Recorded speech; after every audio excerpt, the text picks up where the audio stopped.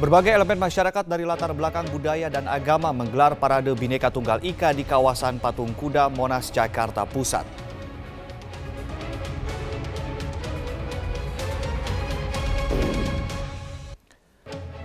Setelah pergelaran doa keselamatan bangsa di Monas, seruan kebinekaan datang dari berbagai wilayah di tanah air. Semangatnya sama, mencintai Indonesia dengan segala keberagaman.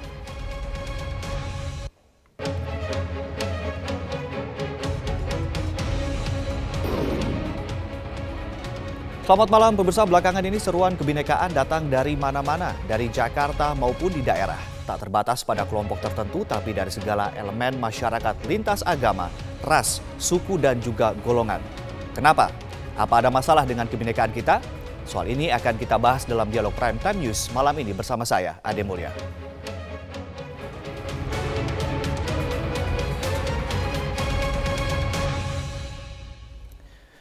Berbagai elemen masyarakat dari latar belakang budaya dan agama menggelar parade Bhinneka Tunggal Ika di kawasan Patung Kuda Monas, Jakarta Pusat. Aksi ini sebagai bentuk kepedulian masyarakat dalam menjaga kebinekaan Indonesia. Kegiatan Parade 19 diisi dengan berbagai kegiatan, antara lain pertunjukan musik dan pagelaran budaya. Sempat digelar juga doa bersama keselamatan bangsa sekaligus untuk Intan Olivia Marbun, anak korban aksi teror bom di Samarinda, Kalimantan Timur. Para peserta Parade 19 semula direncanakan berjalan menuju bundaran Hotel Indonesia. Namun dengan alasan keamanan, kepolisian meminta para peserta mengambil rute lain, seperti Medan Merdeka Selatan menuju ke kawasan Patung Tugu Tani. Para peserta mengaku sangat senang menjadi bagian dalam acara yang mengusung persatuan dan keberagaman bagi Indonesia ini. Kita dengan hadir aja itu udah menunjukkan bahwa kita NKRI gitu. Keliling dunia, saya belum pernah ketemu namanya Indonesia di tempat lain, hanya ada di Indonesia. Menyadari bangsa Indonesia yang majemuk dan terdiri dari berbagai agama, suku dan golongan adalah mutlak dan harus terus dipupuk demi menjaga persatuan bangsa. Salah satunya adalah parade kebinekaan yang dilakukan di kawasan Monas pada hari ini. Parade Bhinneka Tunggal Ika hari ini digelar di kawasan Monas, Jakarta. Ratusan orang dari berbagai latar belakang agama dan budaya memenuhi kawasan Patung Kuda.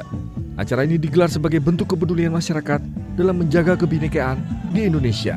Di sini bersama Pancasila, NKRI, budaya, agama, suku, bangsa, bahasa, kita semua bersatu di sini. Dalam parade kebinekaan ini juga digelar doa bersama umat lintas agama di atas panggung. Sekaligus untuk mendoakan Intan Olivia Marbun, balita berusia 2,5 tahun yang menjadi korban bom gereja Oikemene, Samarinda. Pesan dari penggagas acara ini adalah menyampaikan keberagaman dan perbedaan yang ada di Indonesia adalah sesuatu yang menyatukan Indonesia dan membuat Indonesia makin kaya.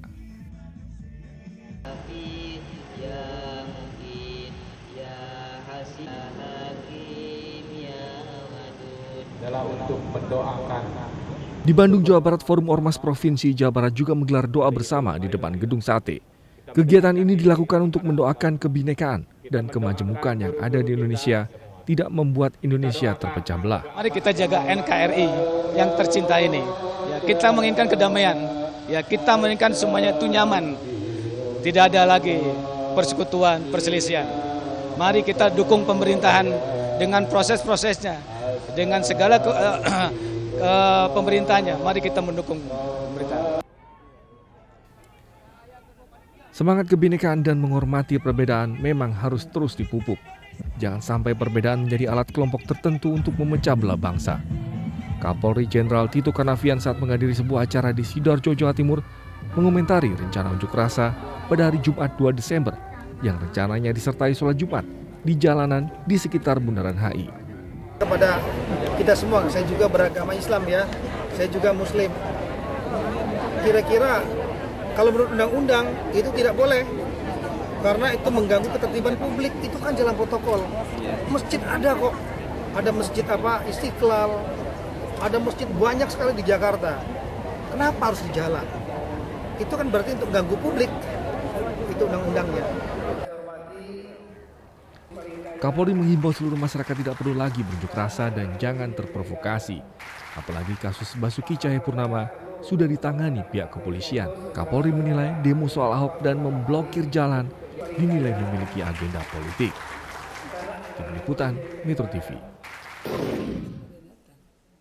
Prime Time News kali ini akan membahas mengenai seruan kebinekaan dengan sejumlah narasumber yang sudah hadir di studio kami. Ada Profesor Azumardi Azra, cendekiawan Muslim, Yeni Wahid, Direktur Eksekutif Wahid Institute, dan juga Maria Mubarika, inisiator dan Kepala Tim Parade 19. Selamat malam, Assalamualaikum warahmatullahi wabarakatuh. Waalaikumsalam. Ya, kita ke Mbak Maria terlebih dahulu. Mbak Maria, apakah kemudian sudah terganggu itukah kebinekaan kita sehingga kemudian menginisiasi gerakan kebinekaan?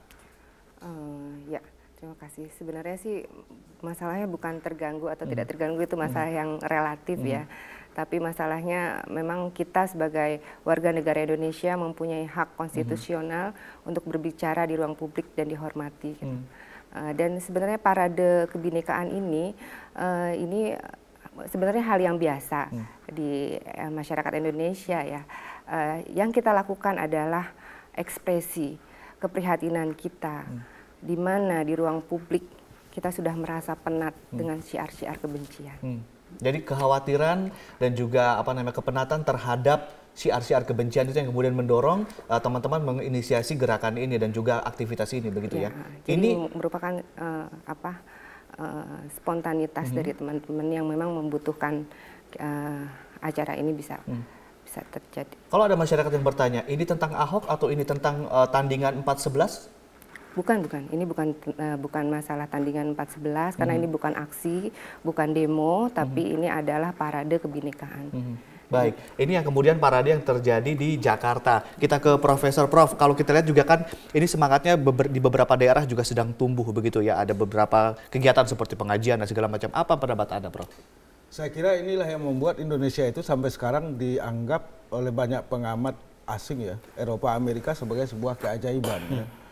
Memang saya juga baru pulang dari Paris dari pagi tadi. Itu orang pada nanya itu, gimana nih masa depan Indonesia ini dengan demo besar 411 itu yang di ujungnya itu ada kegaduhan gitulah kira-kira begitu. Saya bilang kita akan lihat nurani dari mayoritas terbesar penduduk Indonesia, warga Indonesia itu akan muncul. Karena mereka cinta Indonesia meskipun berbeda-beda ya kan, dari sukunya, dari agamanya, dari latar belakang sosialnya, tetapi nurani mereka itu berbicara bahwa kita adalah bahagian integral dari NKRI, kita adalah memegang prinsip salah satu dari 4 prinsip negara bangsa Indonesia yaitu Bhinneka Tunggal Ika, dan kita tidak bisa membiarkan misalnya kecenderungan atau gejala-gejala yang merusak kebinekaan itu sendiri. Jadi ini adalah bentuk suara hati nurani yang kemudian mayoritas bangsa Indonesia begitu ya? Saya kira ini dari nurani. Jadi oleh karena itu saya amati juga tadi di WA mengenai parade kebinekaan ini. Saya lihat memang ini betul-betul murni dari nurani ya. Tidak ada tokoh politik yang besar atau tidak ada juga tokoh politik yang menunggangi atau orang lain yang menunggangi. Jadi ini memang hati nurani yang bicara, yaitu cinta sepenuhnya pada Indonesia. Dan ini kan ada di mana-mana, tidak hanya ini, tapi kita lihat juga di pesantren, di Medan, di mana-mana di Jawa Timur, di Makassar dan sebagainya. Jadi inilah sekali lagi yang membuat orang sering salah sangka sama Indonesia, sehingga sejak tahun 1944 itu ada orang ahli Inggris yang mengatakan, namanya Furnival, mengatakan begitu Belanda keluar dari Indonesia dan tidak bisa lagi kembali Indonesia, maka Indonesia ini akan hancur berkeping-keping. Tapi dia lupa memperhitungkan bahwa ada nurani ini, nurani keindonesiaan itu yang tidak bisa dibohongi. Oke, ada aksi, ada reaksi. Reaksinya justru adalah bentuk nurani keindonesiaan. Tapi sebetulnya kan ada aksi. Nanti kita akan bahas seberapa intolerannya kah sebenarnya masyarakat Indonesia. Nanti kita akan bertanya ke Mbak Yeni setelah jeda yang satu ini. Tetaplah bersama kami, Prime Time News segera kembali.